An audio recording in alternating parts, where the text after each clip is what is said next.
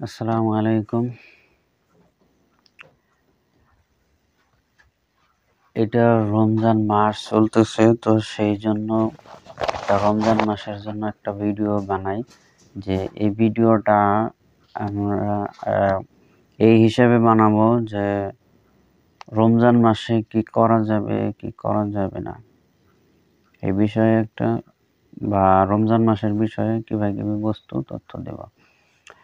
যে রমজান মাস হলো বরকতের মাস, রহমতের মাস। আমরা সবাই এ বিষয়ে জানি যে রমজান মাসে রহমতের মাস, বরকতের মাস। তো তার মধ্যেও আমরা রমজান মাসের মধ্যে সেহরি খাইলে, একবার সেহরি খাইলে ওই ব্যক্তির অনেক অনেক অনেক গুণ সওয়াব সেই ব্যক্তি পায়। রমজান মাসে যদি কেউ একটা বস্তু দান করে, সেই বস্তু যদি অন্য দিন যদি একটা নেকি পায়, সেই বস্তুটা রমজান মাসে যদি দান করে তাহলে 70টা নেকি পাবে সেই ব্যক্তি। তারপরে আবার এই মাসের মধ্যে যদি কেউ নামাজ পড়ে, অন্যদিন যদি একটা নেকি পায়, এই রমজান মাসে নামাজ পড়লে 70টা নেকি পাবে। এইভাবে রমজান মাসে বেশি বেশি করে ইবাদত করতে হয়, ইবাদত করা লাগে। রমজান মাসে বেশি বেশি করে ইবাদত করবেন। রমজান মাসের মধ্যে ইবাদতের মধ্যে লিপ্ত থাকবেন। রমজান মাসের মধ্যে আপনারা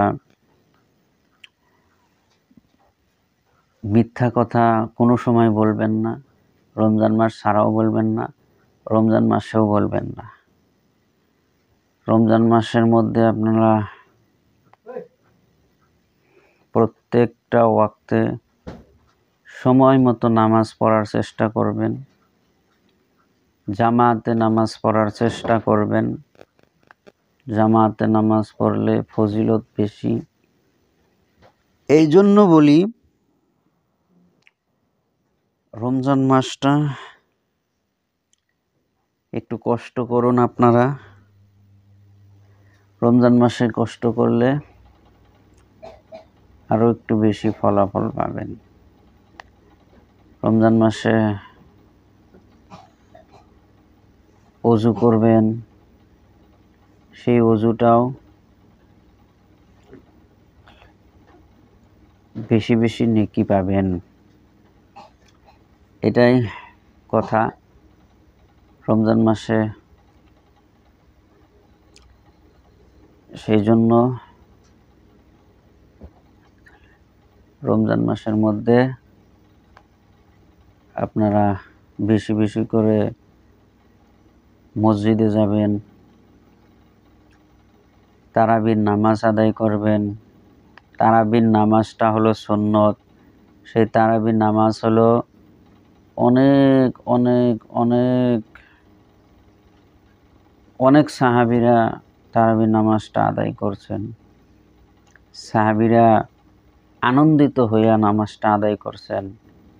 সেই জন্য রমজান মাসে আমাদের মাঝে আনন্দিত সহকারে, বা এমনিও যদি কামের থেকে হেরাও টাইম পাইলে, আপনারা টাইম পাওয়া লাগবে, টাইম বাহির কইরা তারাবির নামাজটা আদায় করবেন।